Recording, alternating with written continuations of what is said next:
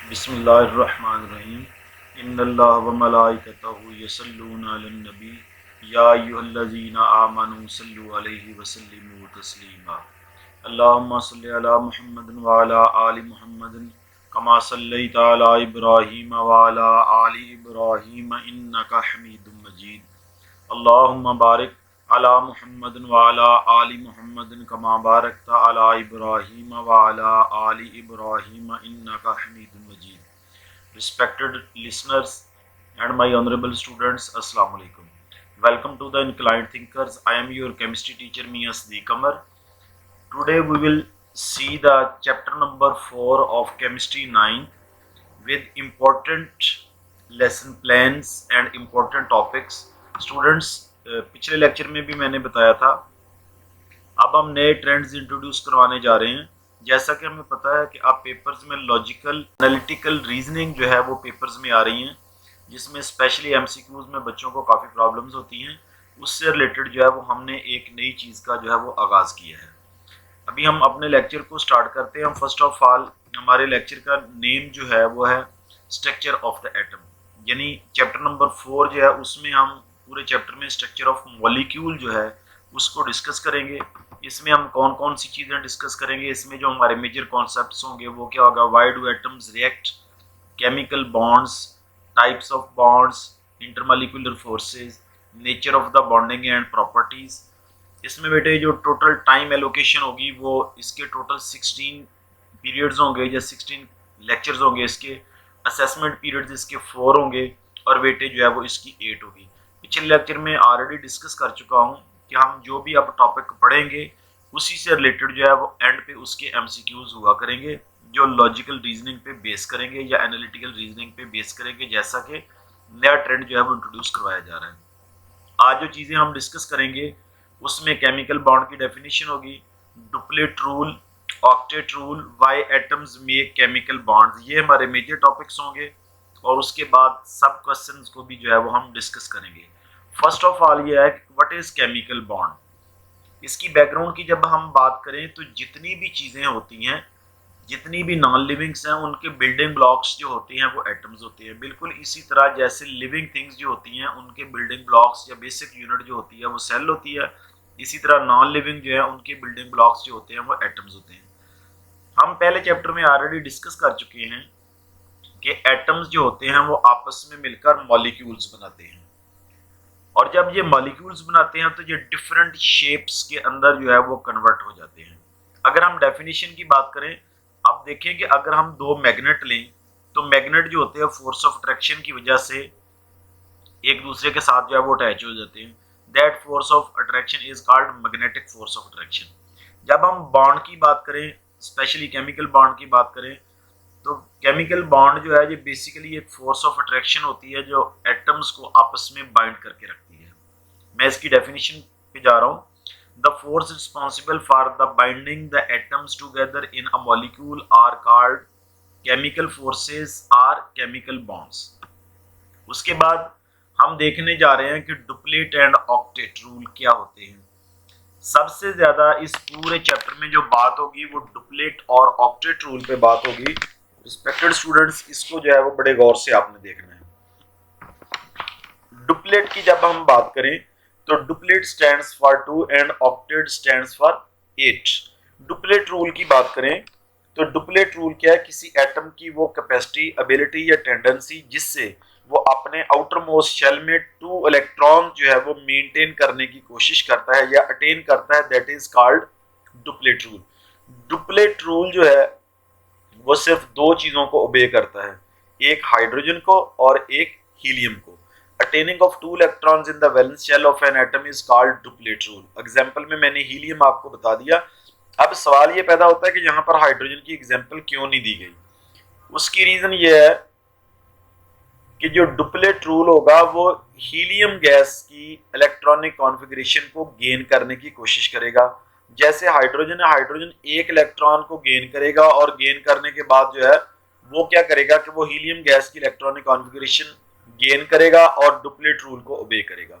इसी तरह जब हम ऑक्टेट रूल की बात करते हैं तो ऑक्टेट रूल ये है कि tendency of an atom to maintain the 8 electrons for gaining the stability is called octet rule. अब हम इसकी बुकिश डेफिनेशन को भी देख लेते हैं। Attaining the 8 electron in the valence shell of an atom is called octet rule. जब हम ऑक्टेट रूल की बात करेंगे तो ऑक्टेट रूल में हम ये देखेंगे कि ये नियॉन और ऑर्गन जो है उसकी इलेक्ट्रॉनिक कॉन्फ़िगरेशन गेन करने की कोशिश करेंगे। नियॉन है तो नियॉन का एटॉमिक नंबर 10 होता है, या तो ये उसकी इलेक्ट्रॉनिक कॉन्फ़िगरेशन गेन करने की कोशिश करते हैं एटम्स जो होते हैं स्टेबिलिटी के लिए, या फिर क्या करते हैं आर्गन जिसका एटॉमिक नंबर 18 होता है उसकी इलेक्ट्रॉनिक कॉन्फ़िगरेशन को जो है वो गेन करने की जो है वो कोशिश करते हैं। अभी हम नेक्स्ट देख रहे हैं कि why do atoms form the chemical bonds. पहली बात तो हम कॉन्सेप्ट की करेंगे कि कॉन्सेप्ट ये है कि एटम्स जो होते हैं वो केमिकल बॉन्ड्स इसलिए बनाते हैं ताकि वो अपनी स्टेबिलिटी को गेन कर सकें। क्लियर होगी बात? मैं फिर रिपीट कर रहा हूं कि एटम्स इसलिए बॉन्ड बनाते हैं ताकि वो अपनी स्टेबिलिटी को गेन कर सकें। अब स्टेबिलिटी को गेन करने के 2 मेथड्स हैं।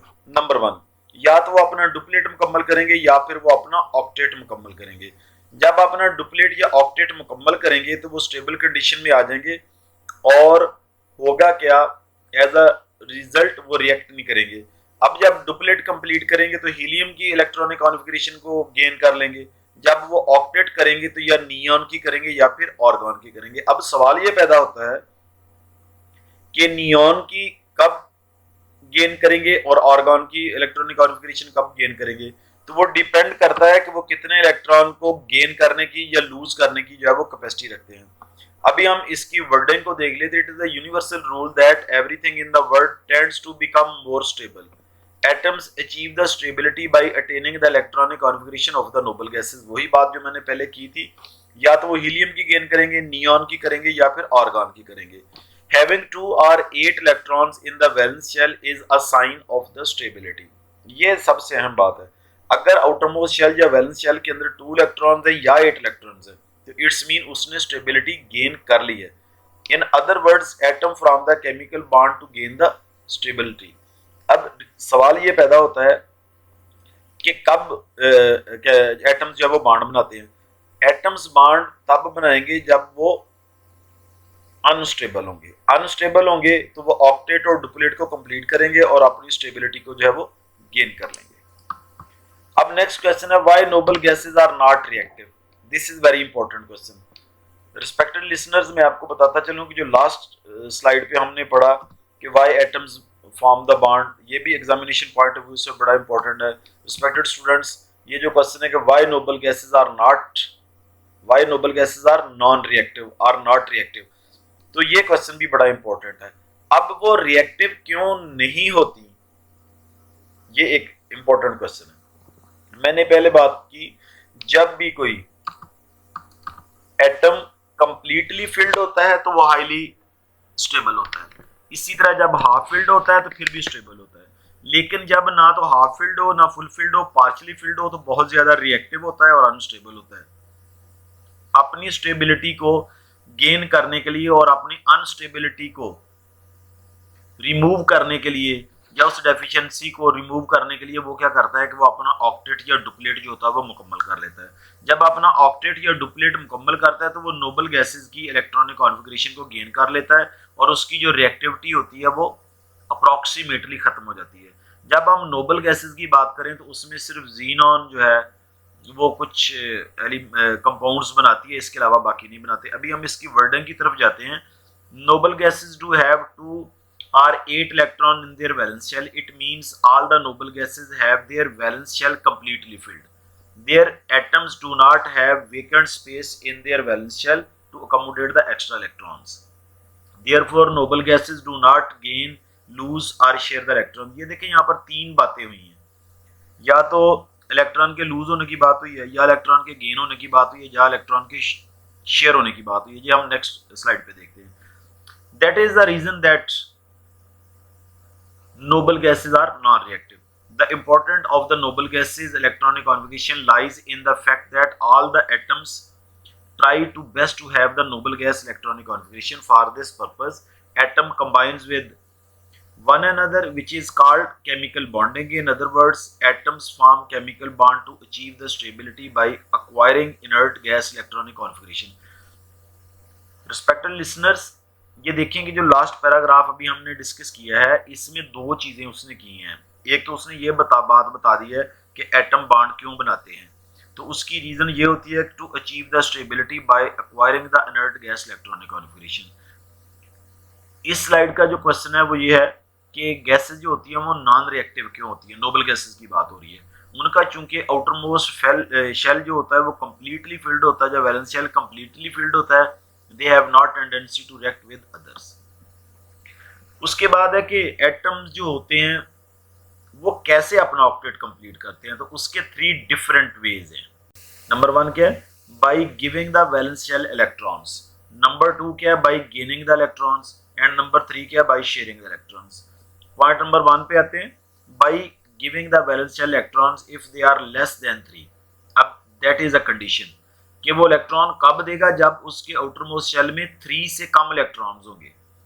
ठीक होगी बात। उसके बाद है बाय गेनिंग द इलेक्ट्रॉन, वो कब देगा, if the valence shall have 5 और मोर इलेक्ट्रॉन्स इन इट्स। उसके बाद है शेयरिंग द इलेक्ट्रॉन्स, या वो म्यूचुअली शेयर करते हैं या वो इलेक्ट्रॉन को शेयर करेंगे, जिसकी एग्जांपल जो है वो हमारे पास कोवेलेंट बॉन्ड होगी, फिर हम आगे जाके पढ़ेंगे। अभी हम नेक्स्ट स्लाइड पे चलते हैं, concept of the instability.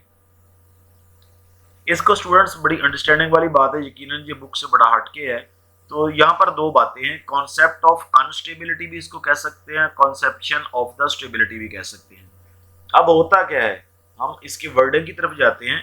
Every atom has a natural tendency to have 2 or 8 electrons in the valence shell. The atoms having less than 2 or 8 electron in the valence shells are unstable. अब ये देखें, बात ये है कि कह रहे हैं कि अगर 2 से कम होंगे डुप्लेट रूल के हिसाब से, और अगर 8 से कम होंगे ऑक्टेट रूल के हिसाब से, तो एटम जो है वो अनस्टेबल होगा। अभी मैंने पीछे बात की, जो फुल फील्ड होगा वो हाईली स्टेबल होगा, हाफ फील्ड भी स्टेबल होगा, तो जो पार्शियली फील्ड है वो अनस्टेबल होगा। अब सवाल ये पैदा होता है कि जो हाफ फील्ड है वो स्टेबल होगा या अनस्टेबल होगा। वो पार्शियली फील्ड की निस्बत स्टेबल होगा, वैसे वो भी अनस्टेबल ही होगा। How can we identify the way an atoms react, ये क्वेश्चन है। इसको हम देखते हैं। The position of an atom in the periodic table indicates its group number. The group number is assigned on the basis of the valence shell electrons. अब ये देखें, ये बात बड़ी इंपॉर्टेंट है कि जो ग्रुप नंबर होता है पीरियोडिक टेबल के अंदर, एलिमेंट्स जिस ग्रुप के अंदर होते हैं वो बेस कर रहा होता है कि उस एटम के आउटर मोस्ट या वैलेंस शेल के अंदर कितने इलेक्ट्रॉन्स है। फॉर एग्जांपल ग्रुप 1 है। ग्रुप 1 जो है, जिसको जो है वो हम अल्कली मेटल्स कहते हैं, जिसमें hydrogen, lithium, sodium, potassium, rubidium और सीजियम और फ्रांसियम आता है, उसकी वैलेंसी जो होती है वो +1 होती है। इट्स मीन कि it has tendency to lose 1 electron. जरूरी है, mode of the reaction of an atom depends upon its number of valence shell electrons. अब सवाल ये पैदा होता है कि किसी भी एटम के ये रिएक्शन का जो मूड है ना, वो डिपेंड करता है कि उसके वैलेंस शेल या आउटर मोस्ट शेल के अंदर कितने इलेक्ट्रॉन्स हैं। स्टूडेंट्स, मैंने एक की पॉइंट बना के आपको दिए हैं। जो फुल फील्ड होंगे एटम्स वो हाईली स्टेबल होंगे, जैसे नोबल गैसेज हैं। हाफ फील्ड जो होंगे वो जस्ट स्टेबल होंगे, और जो पार्शियली फील्ड होंगे उनको हम अनस्टेबल या नॉट स्टेबल भी कह सकते हैं। ठीक होगी बात।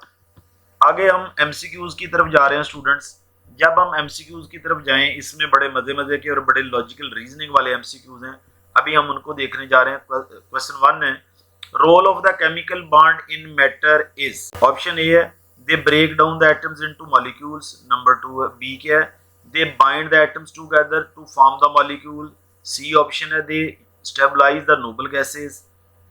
डी ऑप्शन है they determine an atom's position in the periodic table. बेटे इसकी बी ऑप्शन जो है वो करेक्ट है, they bind the atoms together to form the molecules. Question 2 है, duplet rule is to. Duplet rule किस लिए होता है? ऑप्शन ए क्या है, attaining 2 electron in the valence shell. B option है attaining 8 electron in the valence shell. C है achieving the electronic configuration of noble gases. D है forming the chemical bond to gain the stability. अब देखिए इसमें तीन options इसमें ठीक लग रही है, जिसमें पहली है, तीसरी है और डी ऑप्शन जो है, चौथी ऑप्शन जो है। लेकिन अब हमने बात चूंकि डुप्लेट रूल की है, तो इसका मतलब है 2 इलेक्ट्रॉन्स का होना जरूरी है। अदरवाइज तो जो आपकी डी ऑप्शन है कि जो केमिकल बॉन्ड बनाते हैं स्टेबिलिटी को गेन करने के लिए, ये भी ठीक है। तीसरी जो है वो नोबल गैस की इलेक्ट्रॉनिक कॉन्फ़िगरेशन जो है वो ड्रा करते हैं। स्टूडेंट्स, लॉजिकल रीजनिंग में अब जो हमारे क्वेश्चंस आएंगे पेपर्स के अंदर, या एनालिटिकल रीजनिंग भी जिसको कहते हैं, वो उसकी चारों ऑप्शंस बहुत करीब करीब होंगी। उनमें से जो बेस्ट सबसे करीब ऑप्शन होगी आपने उसको टिक करना है। क्वेश्चन 3 है, noble gases considered non reactive because. Noble gases जो हैं ये तस्वर किया जाता है कि वो रिएक्ट नहीं करती। रीजन क्या होती है? They have 2 electrons in their valence shell. B option है they have 8 electron in their valence shell. C option है they have no vacant space in their valence shell. D option क्या है? They do not form the chemical bond. ये इसमें जो है वो 4 options हैं, इसमें डी ऑप्शन जो है वो ठीक होगी, क्योंकि इनके आउटर मोस्ट शेल फुलफिल्ड होते हैं, वैलेंस शेल वेकेंट नहीं होता। ठीक हो गया? तो ये केमिकल चूंकि ये केमिकल बॉन्ड नहीं बनाती, इसलिए ये नोबल गैसेज जो होती हैं वो नॉन रिएक्टिव होती हैं। क्वेश्चन 4 है, atoms accommodate 8 electron in its valence shell by. Atom जो होते हैं वो अपने आउटर मोस्ट या वैलेंस शेल में 1 इलेक्ट्रॉन अकोमोडेट करते हैं। कैसे करते हैं? Giving valence shell electron to the others, दूसरों को इलेक्ट्रॉन देने के बाद। Gaining the electron from other atoms, या गेन करने के बाद।